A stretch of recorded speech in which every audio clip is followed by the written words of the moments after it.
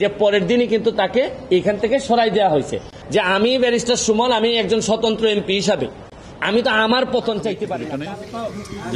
DTT branch ডিবিতে কাজ করেছি এবং এই কাজ করাকালীন সময়ে আপনারা সবসময় আমার পাশে ছিলেন এবং আমি চেষ্টা করেছি।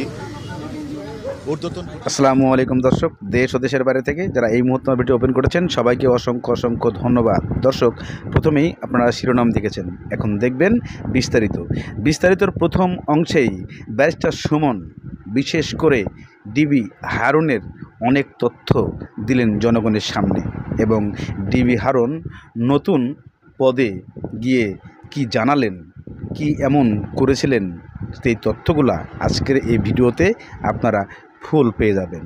তবে প্রশ্ন এখানেই, কেন কি কারণে ডিবি হারুনকে বদলি করা হয়েছিল আর কোন অপরাধের কারণে ব্যারিস্টার সুমন সেটাই তুলে ধরেছেন। তবে আজকে ডিবি প্রধান হারুন যখন বদলি হলেন তখন কেন ব্যারিস্টার সুমন মুখ খুললেন, প্রশ্ন অনেকের। তবে এই ডিবি হারুন পদে বদলি হওয়ার পরে উনি মুখ খুললেন, অথচ কোটা আন্দোলন নিয়ে মুখ খুলেন নাই কারো কাছে। সেই মানুষটাকে নিয়ে আজকে বাংলাদেশে অনেক তোড়পাড় চড়ছে, যুব সমাজ অনেক কথা বলছে ব্যারিস্টার সুমনকে নিয়ে, অনেকে অনেক প্রবাদ দিচ্ছে। তবে চলুন ব্যারিস্টার সুমন ডিবি হারুনকে নিয়ে কি কথা বলছে আপনারা গুরুত্বপূর্ণ শুনে আসুন। নিয়ে প্রতিবাদ করেছি। আজকে জানেন যে 6 জন সমন্বয়ক যারা ডিবি অফিসে ছিলেন, এটা নিয়ে অনেক বিতর্ক ছিল যে তাদেরকে কি বাধ্য করা হয়েছে কিনা, তাদেরকে কেন ডিবি অফিসে নিয়ে আটকে রাখা হয়েছে। এই বিষয়ে দু এক জায়গায় আমি কথা বলছি। ও আনঅফিশিয়ালি তারা আমাকে যেটা জানিয়েছেন, যে আমি বললাম যে আপনারা চাইলে তো এদেরকে অ্যারেস্ট করতে পারেন, আপনারা তাদেরকে আটকে রাখছেন যে এই অভিযোগ, এই বিষয়ে আপনাদের মন্তব্য কি। তারা আমারে যেটা জানিয়েছেন, তারা বলছেন যে কোটা আন্দোলন তো কোটা সংস্কারের যে আন্দোলন, এটার জন্য যা যা চেয়েছিলেন সবই দেয়া হয়েছে। মানে যারা এই কোটা আন্দোলনে, কোটা সংস্কারের আন্দোলনে তারা যা চেয়েছিলেন তার চেয়ে দেখা যাচ্ছে যে 95%, 93% দেওয়া হয়েছে। মানে ওনারা যা চেয়েছিলেন কোটার বিষয়ে কিন্তু আর কোনো বক্তব্য এখন আর নাই। কোটা বিরোধী আন্দোলনের কোনো কথা এখন আর মাঠে নাই। তারপরও মাঠে মানুষ কেন? তাইলে কোটার পরে যে আন্দোলন চলতে পারে, এটা হচ্ছে কি, আমিও বলছি যে এই আন্দোলনে আমাকেও আপনারা সাথে নেন। যদিও সাথে নেন কোনটা, এটা হচ্ছে এই আন্দোলন করতে গিয়ে যারা নিহত হয়েছেন, যারা আহত হয়েছেন, তাদের এই প্রক্রিয়াতে কার কার দায় আছে, ভুল হয়েছে কিনা, পুলিশ কি এক্সেসিভ ফোর্স ব্যবহার করছে কিনা, পুলিশ কি এই আনআর্ম যারা তাদের ব্যাপারে গুলি করতে পারে কিনা, এগুলা নিয়ে আপনাদের আলোচনা হইতে পারে। বিচারের আমরা আদালতের দ্বারস্থ হইতে পারি। এখন হচ্ছে কি এই প্রক্রিয়া, এবং আপনারা জানেন যে কমিশন অলরেডি রংপুরে যাবে, এটার প্রক্রিয়া শুরু হয়েছে। মাননীয় প্রধানমন্ত্রী বলছেন যে এই তদন্ত প্রয়োজনে জাতিসংঘ এসে এটা করুক। আমি এটাকে সাধুবাদ জানাই। এবং আমি আরেকটা কথা বলতে চাই, আপনাদের বিচারের প্রক্রিয়াতে না গিয়ে আপনারা যদি আন্দোলন সংগ্রাম এবং ভাঙচুরে যদি আবার জনসাধারণের শৃঙ্খলা নষ্ট হয় এরকম কাজে যদি জড়িত থাকেন, তাইলে তো রাষ্ট্রের এবং সরকারের এটা রক্ষা করতে গিয়ে আবার শক্ত অবস্থানে যাইতে হবে। এর মানে কি দাঁড়াচ্ছে? আমি স্পষ্ট বলছি যে কোটা সংস্কার আন্দোলনে আমরা একমত, যারা নিহত হয়েছে, আহত হয়েছে, তাদের ব্যাপারে আইনি ব্যবস্থা নিতে আমরা একমত, আমরা সাহায্য করতে চাই। কিন্তু এই আন্দোলনটাকে যদি আপনারা মনে করেন যে এখন আপনারা সরকার পতন করবেন, আপনারা মাননীয় প্রধানমন্ত্রীকে কোনোভাবেই দেখতে চান না, তাই এই আন্দোলনে তো আমরা সব একমত না। এটা আমি বারবারই বলছি যে আমি ব্যারিস্টার সুমন, আমি একজন স্বতন্ত্র এমপি হিসাবে আমি তো আমার পতন চাইতে পারি না, কারণ ছাড়া বা আমার বিরুদ্ধে অভিযোগ ছাড়া। এখন সরকার পতন মানে তো আমারও পতন আমি চাই। প্রশ্ন হচ্ছে গিয়ে কোটা আন্দোলনের জন্য আসছিলেন, আপনারা সফল হয়েছেন এবং এটা মানতে বাধ্য হয়েছে সবাই, এটা আদালতের মাধ্যমে আসছে। এখন আপনারা বিচার চাইতে পারেন যে কোন কোন জায়গায় অন্যায় হয়েছে। এবং আমি আপনাদের মাধ্যমে আরেকটা কথা বলতে চাই, আপনারা জানেন যে ডিবির যিনি হারুন সাহেব ছিলেন, এই যে হাইকোর্ট তাকে নিয়ে একটা কথা বলছে যে তামাশা, আপনি জাতির সাথে এটা তামাশা। এরপরে কিন্তু সরকারের একটি, আমার কাছে মনে হয়েছে একটি ভালো দিক, যে পরের দিনই কিন্তু তাকে এখান থেকে সরাই দেওয়া হয়েছে। আমি মাননীয় প্রধানমন্ত্রীর কাছে আমি একটা দাবি জানাবো, এটা মনে করি যে আমি সাধারণ ছাত্রের পক্ষে আমি দাবিটা জানাইতে চাই। এটা হচ্ছে গিয়ে যে এই প্রক্রিয়ায় হারুন সাহেবরে যেভাবে সরাই দেওয়া হয়েছে, এই প্রশাসনে মন্ত্রী থেকে শুরু করে এবং দলের নেতারা যারা এই কাজের সাথে ব্যর্থতার পরিচয় দিচ্ছেন, আমি দাবি জানাবো যে তাদেরকেও যদি এই জায়গাগুলো থেকে সরাই দেন, তাহলে আমার মনে হয় ছাত্রদের জন্য আরেকটি শান্তির বিষয় হবে। আমরা তো এই জীবনগুলো ফিরাই আনতে পারবো না যে জীবনগুলো মারা গেছে, অন্তত তাদের আত্মার শান্তির জন্য আমরা যে সব জায়গায় এই ব্যর্থতা আছে এই মানুষগুলার যদি আমরা সরাই দেই, তাহলে আমি মনে করি দল, দেশ, ছাত্ররা যারা আন্দোলন করতেছে তাদের জন্য। দর্শক, ইতিমধ্যে আপনারা সেই ব্যারিস্টার সুমনের বক্তব্যগুলো শুনেছেন।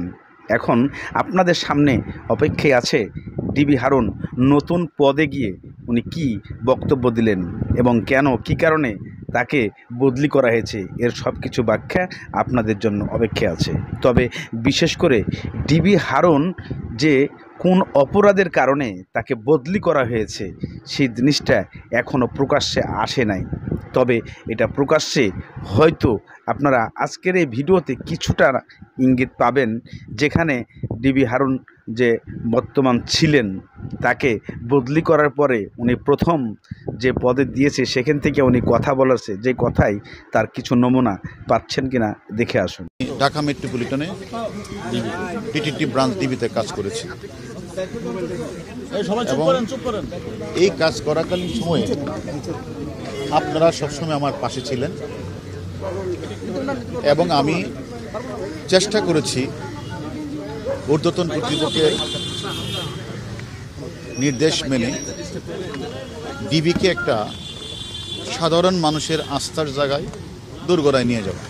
এবং আমি কিন্তু আমার এই চাকরির 3 বছর 3 মাসকালীন সময়ে আমি সাধারণ মানুষের কাছে ডিবিকে একটা আস্থার জায়গায় পরিণত করেছি। বাংলাদেশের প্রতিটি মানুষ তথা বিশ্বের মানুষ জানে যে কারো কোনো সমস্যা হলে ডিবিতে গেলে প্রবলেমটা সলভ হতে পারে, এই মনে করে অসংখ্য মানুষ আমাদের কাছে আসছে। আমরা চেষ্টাও করেছি তাদের কাজটা সুন্দরভাবে করে দেওয়ার, যার কারণে সাধারণ মানুষ ডিবির নামটা জানে এবং আমি মনে করি আমি চেষ্টা করেছি ডিবিকে একটা আস্থার জায়গায় নিয়ে যেতে। এখন আমি মনে করি আমার ঊর্ধ্বতন কর্তৃপক্ষ আমাকে আস্থা এবং বিশ্বাস রেখে আরেকটি জায়গায় পদায়ন করেছে, বিস্তৃত পরিসরে কাজ করার সুযোগ প্রদান করেছে।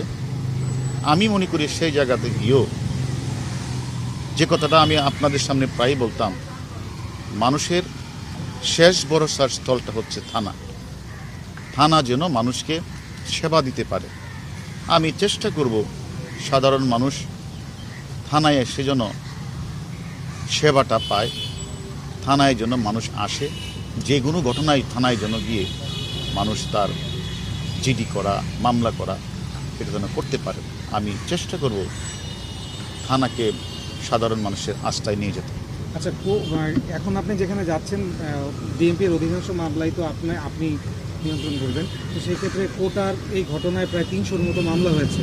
আসলে এই মামলাগুলোতে যেটা কোর্ট আন্দোলনকারীরা দাবি করছে প্রচুর নিরীহ স্টুডেন্টদের অ্যারেস্ট করা হয়েছে, তো আপনার এটা কি থাকবে পর্যবেক্ষণটা? দেখেন, আমি এই ডিবিতে থাকাকালীন সময় অনেক গুরুত্বপূর্ণ মামলা, অনেক বড় বড় ঘটনা ডিবিতে ঘটেছে।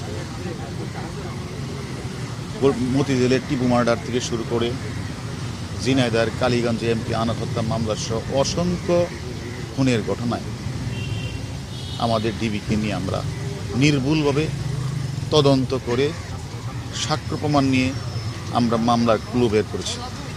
কোনো নিরীহ লোককে কিন্তু আমরা অ্যারেস্ট করি নাই।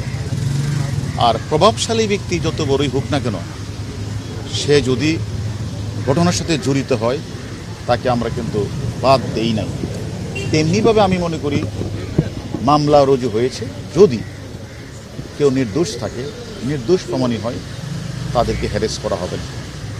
এবং যারা ঘটনার সাথে প্রকৃতভাবে জড়িত, যারা বিভিন্ন জায়গাগুলিতে আগুন লাগিয়েছে, স্বপ্নের মেট্রো রেলে ভাঙচুর আগুন লাগিয়েছে, রাষ্ট্রীয় বেসরকারি থানাগুলিতে আগুন লাগিয়েছে, আমাদের পুলিশ সদস্যকে জ্বলিয়ে হত্যা করেছে, এই সকল ঘটনার সাথে যারা জড়িত তাদের কাউকে ছাড় দেওয়া হবে।